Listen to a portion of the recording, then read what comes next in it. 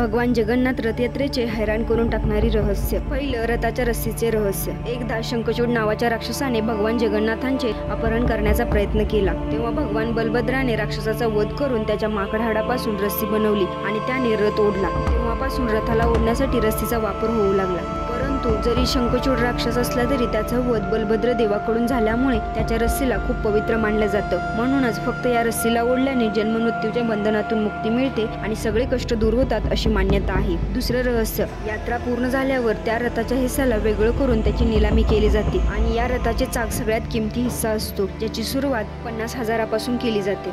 निलामी सोडून उरलेल्या लाकडांचा वापर मंदिरात प्रसाद बनवण्यासाठी होतो, जो 1,00,000 भक्तांमध्ये वाटला जातो। आणि शेवटचं म्हणजे तिसरं रहस्य, रथयात्रा सुरू होण्यापूर्वी साफसफाई केली जाते आणि यासाठी साधासुद्धा झाडू वापरला जात नाही तर सोन्याचा झाडू वापरला जातो आणि रथाच्या लाकडांना कापण्यासाठी सुद्धा सोन्याच्या कुऱ्हाडीचा वापर केला जातो।